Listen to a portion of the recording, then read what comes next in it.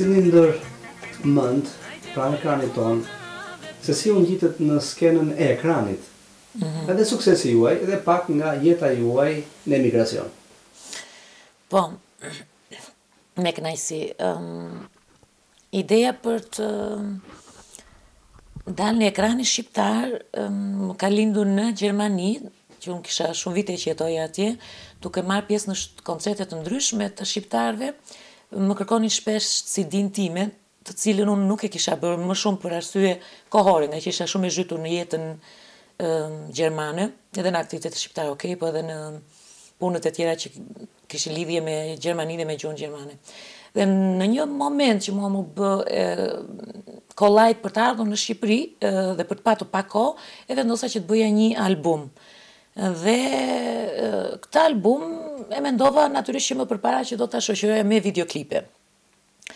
Dhe ardhja ime në Shqipëri, vendi i parë ku kam ardhur ka qenë tek kompozitori i famshëm shqiptar Adrian Hila, të cilun unë e kishim mbaruar edhe shkollën së bashku, Akademinë e Arteve në Tiranë. Dhe ndeshja e parë, domethënë, me realitetin në këtë zhanr të muzikës ishte me Adi Hilën.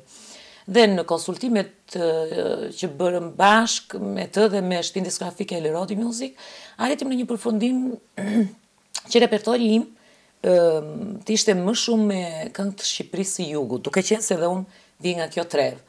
Megjithëse se unë, si thash kur erdha, nga që nuk e njihja dhe mirë tregun shqiptar, se vija në Shqipëri me pushime, kisha mendim që të bëja këngë të muzikës lehtë dhe disa këngë popullore dhe gjithsesi të ishin nga treva ime nga Jugu. Por si u konsultua me të, arritëm në këtë përfundim të një album me të shumtat e këngëve popullore jugore dhe fatmirësisht pati shumë sukses. Dhe ky sukses më solli mua, unë erdha si thash vetëm për këtë album dhe për një ose dy videoklipe, më mbajti pa patur plan dhe enda në Shqipëri dhe me shumë kënaqësi dhe këtë ju falenderojm shumë publikut dhe adhuruesve të mi. Kështu ka ndodhur, më thënë, kështu ka filluar me ekranin. Ju keni mbaruar shkollën, thatë, të arteve, pak detaje, se aty u formohet, si më thënë, si artiste profesioniste. Si fëmijë, unë kam qenë gjithmonë në skenë dhe duke kënduar, duke recituar si fëmijë dhe duke kënduar gjithmonë. Dhe kjo më ka shoqëruar në tërë jetën time dhe në gjimnaz dhe mbas gjimnazit, kam kënduar në aktivitete që bënin shkolla të ndryshme, por kur mbarova shkollën e mesme, pata gjithsesi isha më bindur, më krijoa bindja që të konkurroja për aktore dhe jo për këngëtare. Dhe këtë bëra dhe fatmirësisht doli me sukses.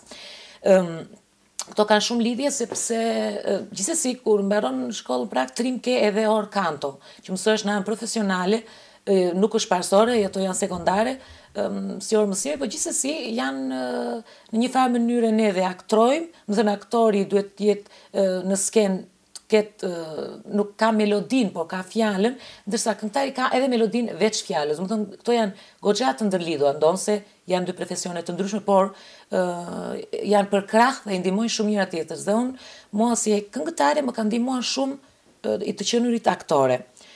Pastaj, mbasi ka mbaruar studimet, fatmirësisht ishte një rol, ndërkohë që unë e kisha mbaruar, duhet të luaj Lizistrata, një pjesë e mitologjisë greke, dhe ishte rol të cilin mendonin që duhet ta bëja unë, pedagogët. Ndërkohë unë kisha mbaruar dhe them, okay, nëse më merrni si asistent pedagoge mund vi, nëse jo nuk vi.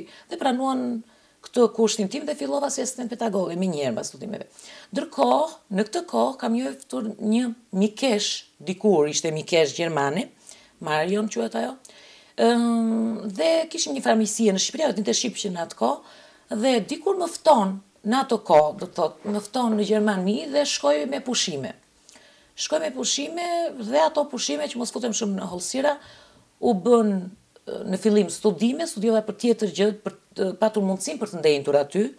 Kam studiuar histori filozofi, fillimisht ekonomik, po unë aty s'kam lidhje, e kam lënë adeke dhe kam vazhduar pastaj histori filozofi. Më shumë ka qenë ideja që të isha studente, domethënë, për patur leje qëndrimi në Gjermani. Pastaj marrëdhënia jon me këtë mikesh u bë shumë e afërt dhe ajo më birësoi, më adoptoi, më bëri si fëmijën e vet. Nëpërmjet kësaj gjëje unë pata edhe përfitime të tjera siç janë këto ana sociale, pasaportat, gjërat gjermane, mbaj edhe mbjemrin e asaj në të vërtet në dokumentat e mia. Pastaj jeta ime në Gjermani u lidh me, si thash, me këto studime, me puna të ndryshme, kam përkthyer një periudhë të gjatë në përgjyshe, shqip-gjermanisht, natyrisht gjermanisht-shqip, dhe kur krahas kësaj non-stop kam kënduar në koncertet e shqiptarëve non-stop, pothuajse çdo fundjavë. Dhe kur u perfeksionova me gjuhën gjermane, që eca mirë, atëherë fillova përpjekjet e mia për në teatrin gjerman dhe mbas shumë përpjekjeve, natyrisht disa të suksesshme, disa jo të suksesshme, më në fund arrita të luaj disa role në teatrin gjerman dhe një rol në një kanal, në një të gjermanisht quhet gjermanisht RTL dhe në shqip që i them ne RTL. Pak më parë, pa filluar kamera të punoj, ju recituat vargjet popullore të këngës, poezinë e këngës. Tani, nga një artiste profesioniste e shkolluar në shkollë, tani keni kaluar, si thua, me zërin tuaj në biznes. Domethënë në industrinë e këngës. Të kuptoj. Disa ullësira tash. Po gjithmonë me poezinë. Nga vjen kjo poezi? Meqense unë më përpara fola për këngën më të fundit që është hedhur në treg dhe klipin më të fundit që është hedhur në treg, atëherë po flas përsëri për këtë, është titullohet Guri i rënd në vend të vet dhe është një këngë të cilën e kam bërë me shumë dëshirë dhe kam patur në plan për ta bërë më përpara, por për arsye të ndryshme erdhi momenti që ta nxjerrja në muajin gusht të këtij viti. Dhe ajo këngë ka të bëjë me emigracionin dhe jam nisur nga vetja ime, në atë është tamam, më thënë, jam unë dhe prindrit e mi, por si unë dhe si prindrit e mi janë me mira shqiptarë, që ndonë se s'kanë qenë vetë në emigracion, por kanë patur një pjesëtar të familjes pa diskutim që po. Dhe emigracioni, si që dim të gjithë ne të paktën që jemi janë dhe, ndonë se edhe ata që nuk kanë emigruar akoma, ka të mirat dhe të këqijat e veta. Dhe unë jam ndikuar nga të mirat edhe nga të këqijat e veta, por në këtë këngë, unë nuk kam dashur të them ato të mirat e emigracionit, por dhe kam dashur ta lidh me, dhe jo dhe të këqijat, sepse unë s'kam patur të këqija, por më ka munguar diçka që se kam gjetur kur atje deri sot. Dhe këtë gjë unë kam dashur ta them në këtë këngë dhe më ka ardhur nga brenda, do të thënë nuk ka qenë për treg, absolutisht jo. Unë kam pasur dëshirë ta bëj këtë këngë dhe kjo këngë kam menduar që do ketë sukses, sepse kështu mendoja unë, domethënë, por gjithsesi nuk jam nisur që do ketë patjetër sukses ose jo. Unë doja ta bëja këtë nga e bëra dhe pati vërtet shumë sukses. Dhe në këtë këngë flitet për shqiptarët të cilët kanë emigruar dhe jo që kemi emigruar dhe po lutemi të tjerë, por unë them kështu, si zogj të korbit u ndam, morën botën anë mban. Greqinë dhe Kanadan, Itali e gjithë dynjan, më thënë disa. Dhe prindrit tanë në përgjithësi ka shumë familje të cilët jetojnë vetëm 2 prindrit në shtëpi. Dhe kjo prindrit nuk u rritën me të frymë që fëmijët mund të emigruan po s'kishin mundësi të riktheheshin me njerëz, se mungon të dokumentacioni dhe kjo gjë e vrau shumë shpirtërisht dhe këtë gjë kanë vojtur prindrit e mi. Të gjithë ne fëmijët kemi emigruar. Dhe kam thënë nga 2 pleq aman në Shqipëri, nga 2 pleq në çdo shtëpi. Luten nënat në avlli, kthehuni fëmijët e mi. Kështu është lutur nëna ime. Ndonë se ka patur edhe të mira nga emigracioni.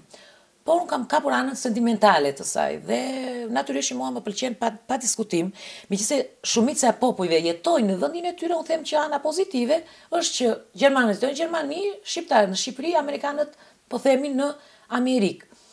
Kjo kështu edhe ndodh në përgjithësi. Më thënë e veçanta është kjo që emigron, do të thotë se është pjesa e mirë, meqense shumica janë në vendet e tyre. Dhe kështu e shoh unë edhe kështu mendoj që është.